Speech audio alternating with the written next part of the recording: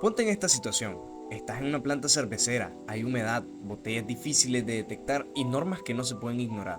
Hoy vamos a diseñar un sistema real, sensor, luz piloto y relevador, todo bajo estándares IEC, ANSI e ISO. ¿Listo para resolverlo?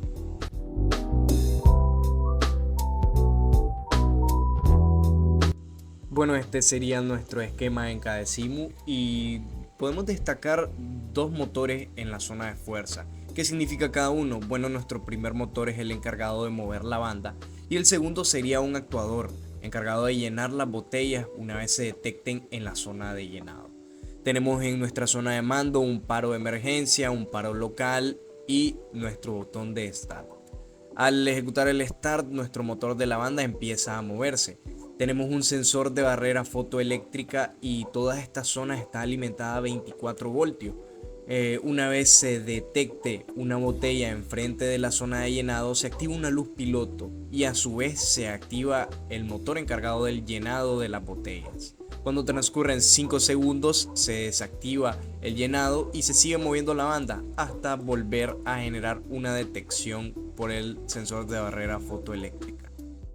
El diagrama presentado es el esquema de lo que sería este proceso de envasado en la cervecera, en donde para esto se utilizaron o se siguieron normas tales como la IEC 60947-5-2 utilizada para seguridad en los sensores, así como la NFPA 79 para en el cableado, así como dos variantes implementando símbolos de la IEC 60617 y otra variante con la ANSI Y32.2-1975 o la HIC 125 norma americana.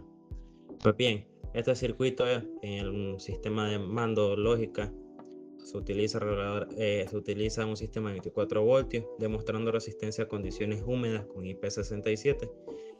Todo esto validado mediante pruebas de prácticas con agua destilado. Bien, vamos a responder la pregunta número 1. Si un sensor capacitivo actúa erráticamente en un ambiente húmedo, ¿qué ajustes harías?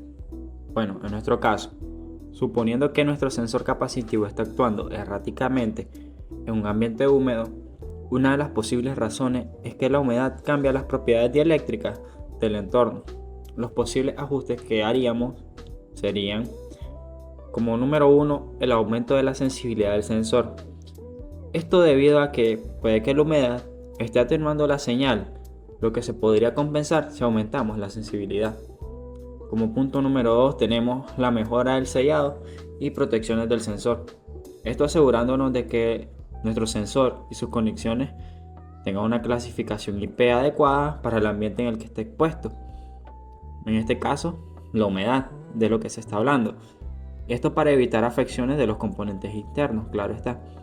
Como nuestro punto número 3, ya si las dos anteriores no son solución, estaría cambiar a un sensor diferente.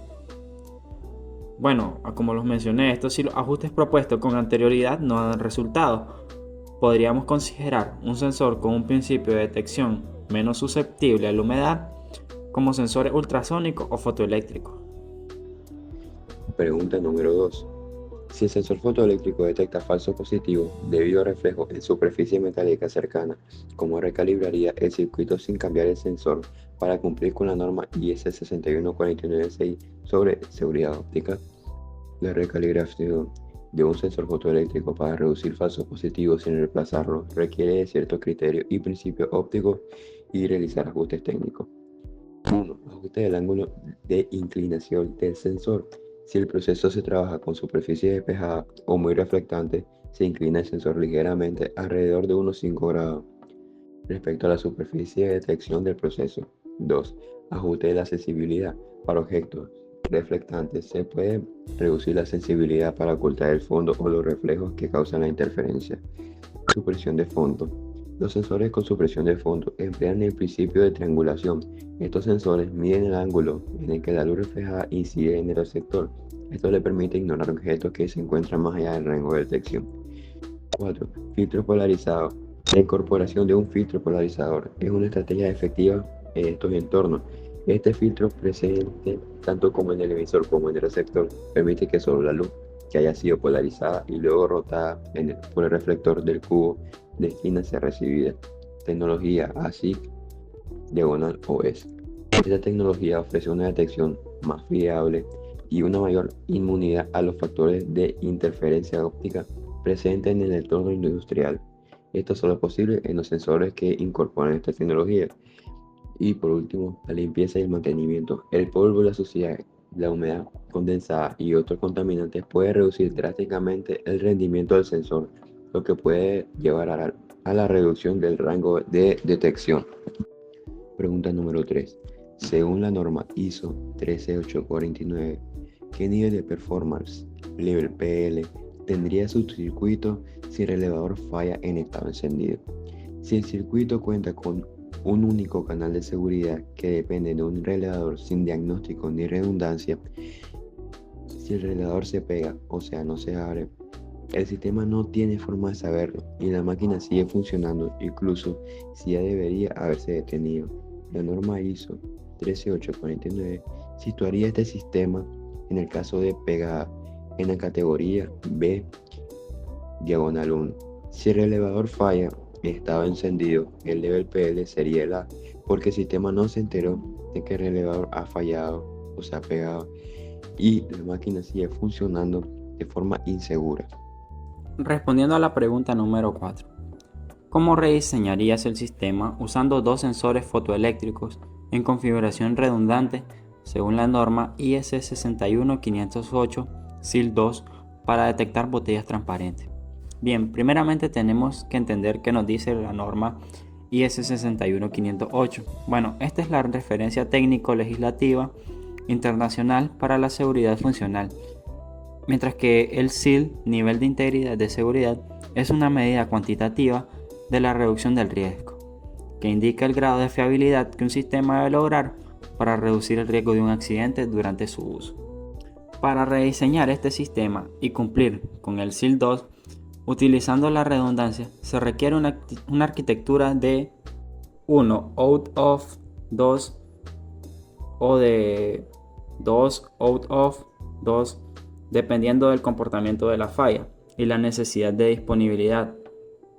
La arquitectura 1 out of 2 es común, donde si uno falla, el otro sigue funcionando. Para esto, instalaríamos dos sensores fotoeléctricos en paralelo, cada uno con un ángulo diferente. Los sensores pueden ser iguales o de diferentes fabricantes, de preferencia que sean retroreflectivos, polarizados. Esto por su integración de filtros polarizadores para eliminar falsos disparos o los reflejos de una segunda superficie. Bueno, claramente necesitaríamos un controlador PLC de preferencia encargado de procesar las señales de ambos sensores según nuestras dos condiciones. Nuestra primera condición, la detección, usando una lógica OR, es que si uno de los dos sensores detecta una botella, el sistema lo da por correcto, asegurando que si uno de los dos sensores falla, el otro continúa haciendo el trabajo, reduciendo la probabilidad de que el fallo de un solo sensor detenga todo nuestro proceso. Nuestra segunda condición, la seguridad, utilizando la lógica Y, la AND, o una arquitectura 1 out of 2, hablamos de la arquitectura M out of N. Esto indica que si uno de los dos sensores indica un fallo en nuestro proceso, sería que no hay botella donde debería haber. La función de seguridad se activa para detener o advertir. Bueno, en la siguiente imagen mostramos algunas formas de representar este tipo de arquitectura. Pregunta número 5. Si la humedad relativa supera el 90% excediendo el IP67, ¿qué componente del circuito corre el riesgo de corrosión según la norma ISA 7104? Cuando la humedad relativa supera consistentemente el 90% y la integridad de la protección de entrada IP67 se ve comprometida, los circuitos electrónicos se ven inmersos en un entorno profundamente corrosivo. Estas condiciones suelen alinearse con las clasificaciones G3 severo o X extremo, según lo define la norma ANSI ISA 7104. Este escenario acelera significativamente los mecanismos de corrosión electroquímica y los efectos perjudiciales se exacerban aún más por la presencia de contaminantes transportados por el aire. Los componentes más gravemente en riesgo son aquellos que presentan superficie metálica expuesta, observándose una vulnerabilidad particular en los contactos eléctricos presentes en relés, conectores y pulsadores, las pistas expuestas de las PCB y las uniones soldadas. Bien, la situación presenta que el circuito funciona a 24 voltios de corriente directa, pero en la planta hay picos de lo que sería una variabilidad de entre el 15%, de más o menos 15%, y además se menciona un entorno húmedo. En la norma aplicable de la EN 61000-4-5, en donde trata sobre la inmunidad sobre tensiones transitorias causadas por rayos indirectos con mutaciones eléctricas. La solución recomendada según esta norma indica protección contra supresores trascendientes, TBS o diodos o varistores, como por ejemplo un diodo TBS colocado entre las terminales de alimentación del sensor o del relevador puede proteger ante picos rápidos, mientras que el varistor entre línea y tierra absorbe sobre tensiones más lentas o más intensas. Como otra recomendación se puede un filtro EMC, un filtro de entrada con bobina y condensadores, en donde mejora la inmunidad contra ruido y filtra picos de frecuencia elevada, o bien el uso de fuentes con protección interna contra picos, en donde deben de cumplir la IS 61000-6-2 a inmunidad industrial para asegurar que la fuente no transmita los picos del sensor. Bien, ¿por qué un fotosensor retroreflectivo en lugar de uno difuso puede ser más económico en este caso?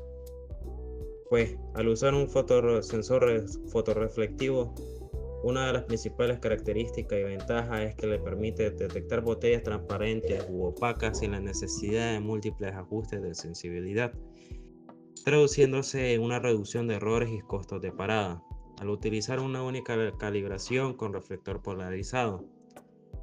Cumple mejor con el ISO 13849-1, ya que el performance level se mantiene más estable sin calibraciones frecuentes, traduciéndose a sí mismo a un ahorro en tiempo de mantenimiento, teniendo su importancia en que esto radica en una línea de producción más continua como una cervecera.